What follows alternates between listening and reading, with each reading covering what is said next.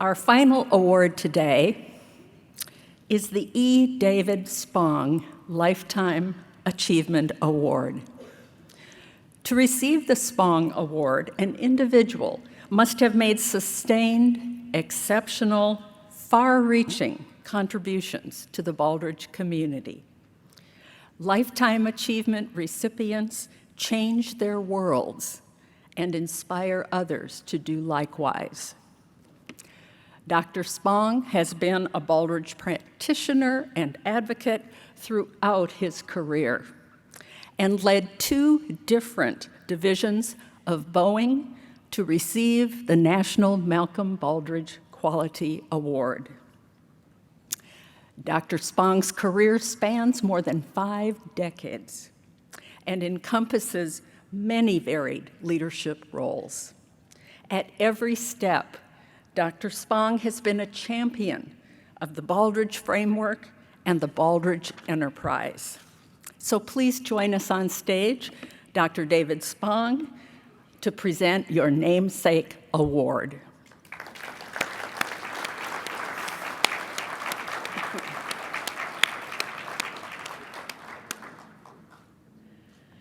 This year, we are honoring a pair of role model leaders who have nearly single-handedly changed the face of Baldrige going forward. On behalf of the Baldrige Foundation, I am privileged to announce that Richard Norling and Lowell Kruse are the 2023 recipients of the E. David Spong Lifetime Achievement Award. Lowell Kruse and Richard Norling each led their respective organizations to receive the Malcolm Baldrige National Quality Award. Both have also served on the Foundation's Board of Directors.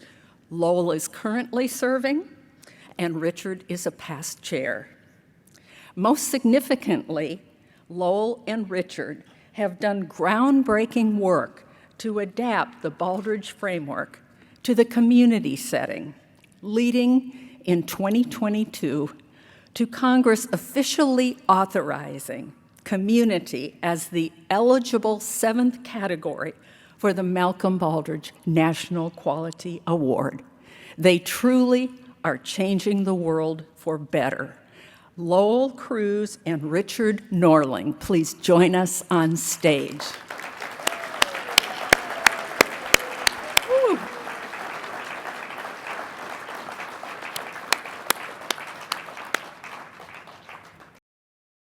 Shall we dance? Don't drop my head.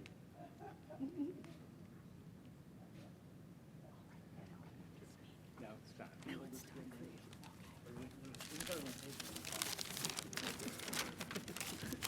We've been asked to each give a few comments, and let me just say that I'm truly honored and thankful to be receiving this award, and very frankly, it's that much better sharing it with Lowell up here. We've known each other since the 70s and have been good friends and great colleagues, and had some fun starting to put this together, and I'm pretty proud of where it's evolving in terms of communities of excellence. David Spong has really set the benchmark for lifetime achievement and commitment to Baldrige. So I'm particularly pleased that this award is in his name. And Valerie, you should be very proud.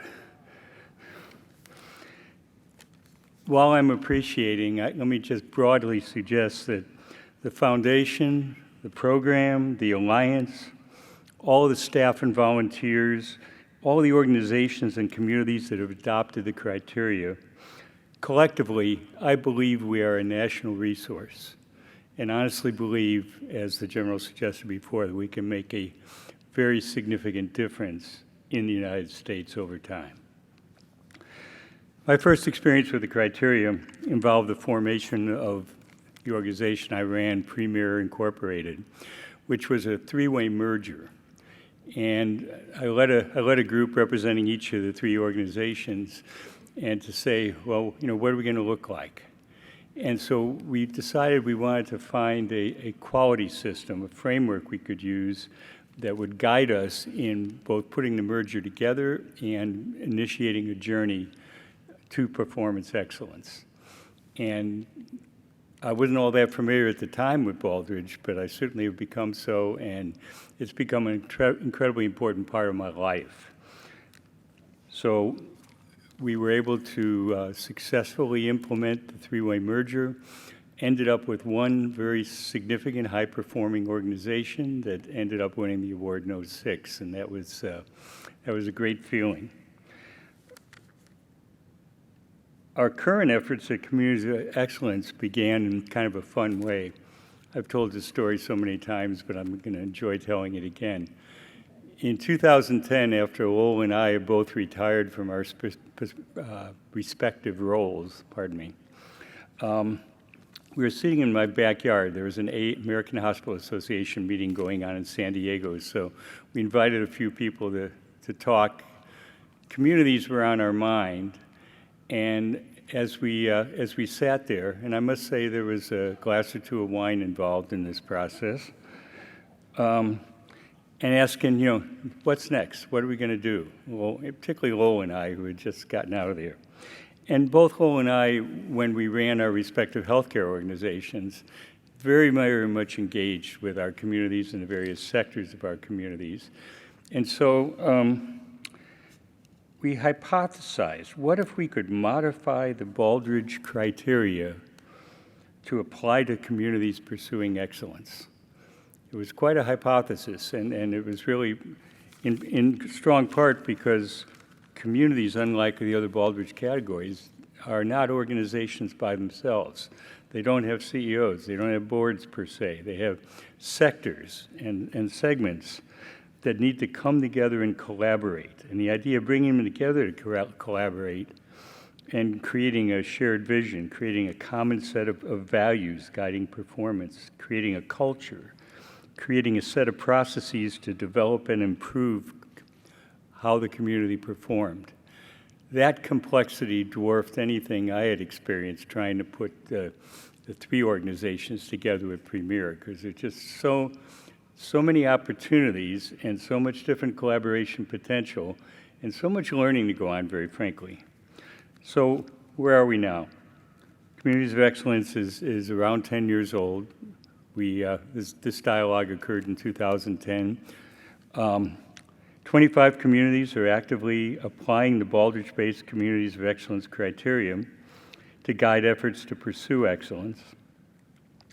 Congress and the President, as you've heard, have authorized communities as the seventh sector, and I need to call out Al and the Foundation for their leadership in being tenacious in making this happen. This is something Lowell and I talked about very early on in this journey, and it's wonderful to see it come through, and we appreciate the contribution that's been made. The original criteria were put together with a lot of help from the Baldrige program and with two pilot regions. One is the County of San Diego, and the other is the 18 counties of Northwest Missouri. So when people ask what's a community, the answer is whatever you want it to be. And that's pretty well how it's worked out in that regard. And I need to highlight in turn Bob and Brian for their incredible performance in that arena, and also Harry for the leadership he did in his continuing retirement role with Communities of Excellence. Countless volunteers have donated their time and expertise, and we have a small but highly effective organization winning by a recent award winner up on the stage, led by her, Stephanie Norling. And I'm always proud, increasingly proud, to be introduced as Stephanie's father as compared to what I was up to in the past. Don Berwick, who's going to be talking tomorrow, is a good personal friend. And when Lowell and I talked to Don about this idea of communities pursuing excellence, he said, and I've remembered it, probably modified it a little bit, he said the solution to many of Americans' issues will arise community by community. And I think for those of you who have attended those sessions and heard how these 25 communities are progressing, you get a good sense of that in terms of how that indeed can occur at the community level. It's sort of bottoms up versus tops down if you think about policy making and solution generating. And finally, a little quote that I'll put together is that organizations in our 6 sectors will thrive in a community pursuing excellence, our 2nd sector. That's how we look at it. We're really pleased to be a part of it, and thank you very much.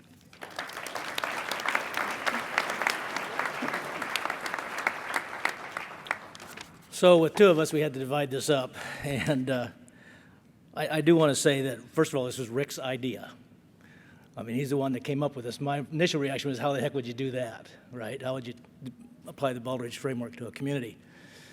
And I can assure you there was more than just a glass or 2 of wine that got us to this point. So I think our retirement years would have been different if we'd have stopped with 1 or 2. But anyway, here we are. And so I would just say ditto to all of you that helped. I see so many faces out here that helped get us to this point, and so I thank you for that, and particularly Steph. Shout out to Steph. She's the best. I mean, if you're going to hire someone to run your organization, look for an elephant trainer, and then you're in. I will just assure you of that. She can tell you the rest of that story.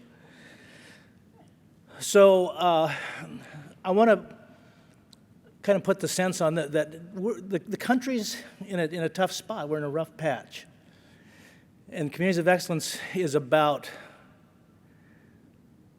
trying to figure out how do we create a greater sense of urgency about the difficulty that we're facing and the uphill climb that we've got to deal with here. And I used to know a lot more when I was younger. I used to be a lot more sure of things than I am now. But there's a couple things that I am sure about. One is that we have the ability to solve any problem we choose to solve. I just know that. I know that we can. We have to choose to do it. About 2 or 3 weeks ago, I was visiting the Kennedy Space Center in Cape Canaveral. And I'd been there a couple times before. I've been to the Air and Space Museum here in Washington, D.C. several times, fascinated with the space program. And so it started kind of with my interest in what the 2 brothers that started out in Kitty Hawk, Wilbur and Orville and Wilbur Wright. And I thought, these 2 guys had a bicycle shop, and they spent 4 or 5 years coming up with this idea of flying. And I don't think a lot of people thought it was going to work right at the beginning, but in 1903, they did just that, if you followed their story, 1903.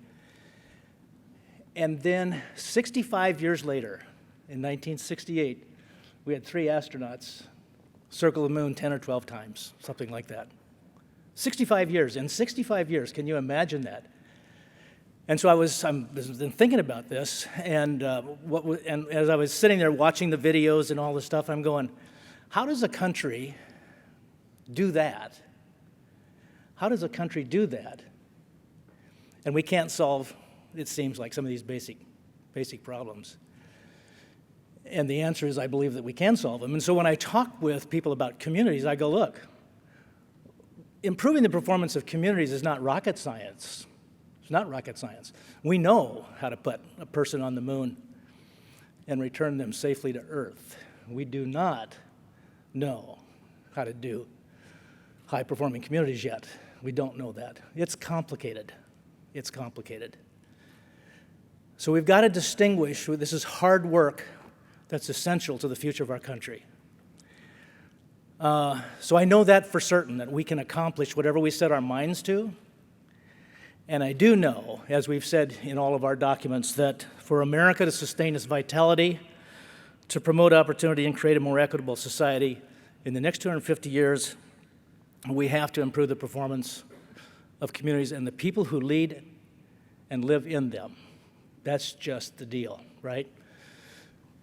So I was thinking some more about what's the implication of all of that for us in Communities of Excellence. And it really came down to 2 or to 3 things that I would ask you to do, because you are all the folks that, as we say, communities are run by the people who show up.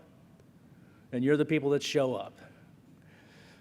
So we've got to figure out how to work together to make that happen. So the first thing I would ask you to continue to do in your local communities is to do everything you're doing, keep track of what's working, what isn't working, and share that with everybody that you know. Tell your story over and over again, but look carefully at what's going on. Is it working or is it working or isn't it? You got to believe first that this is urgent work, improving the performance of communities. I don't care whether you're talking about commerce or education or whatever it is, it starts in the community.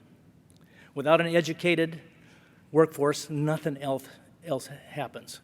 Without educated people, health doesn't happen. On and on and on. We have to understand that, internalize it, and we have to teach each other how to do that and give them courage to go out and do this stuff that's kind of complicated to do, right? It's not rocket science, it's running communities. It's complicated. The second thing that we need to have you do is to encourage others, not necessarily in your community, to do this. You're a school superintendent or a city manager or a hospital exec or whatever. You've got friends in the industry around the country. Tell them to take a look at this stuff. Tell them to take a look at Baldrige. Tell them to look at the community framework for their own community. Go to a conference. But encourage others, because we need to spread this work around the country. In order for the culture of our country to change, where we're going to focus on improving this country one community at a time, we got to spread. And the best way to advertise anything is word of mouth. And your word of mouth it counts for a lot, okay? So do help us spread it. Do help it grow it in your individual community.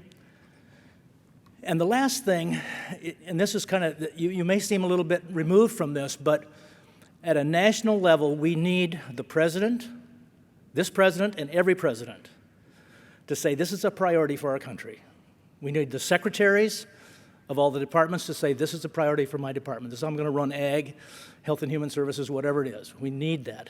I was reminded in watching the videos at the Space Center when Kennedy was talking, and thinking about the story about Orville and Wilbur Wright and taking off from Kitty Hawk, and then, World War I helped spur the advancement of the airplane industry, obviously, but for military purposes, and on and on. And then we get into the space program. But what really happened was we got a little nervous about the Russians, and John Kennedy stood up in front of the people and said, before this century's out, we're going to land a person on the moon and return them safely to Earth. And you know what happened after he said that? After our president said that? We did that, right? Then when Ronald Reagan was president, he said, we've got to figure out a way to compete globally. We're losing our competition in our manufacturing sector. We got to figure that out. And so they established the Baldrige program, 1987, the National Quality Act. Ronald Reagan got behind that and said, and look, and what happened? Sometimes we're so removed from the president, we think, well, we don't have an influence on that. But I will tell you that if you tell your story in your community to your senators, to your congressmen, and say over and over again, I don't care what your big issues are, when you go back to your office, the success of this community and every community in your state, and you go tell the president, we want this to be a priority. We need to do that together. So do the best you can in your local community. Tell your friends and colleagues around the country to do this. And then let's get our national leadership to say, this is a big dang deal. We've got to preserve our communities in any way that we can. So thanks again for everything you've done to get us to this point. I couldn't be prouder of all of you. So thank you.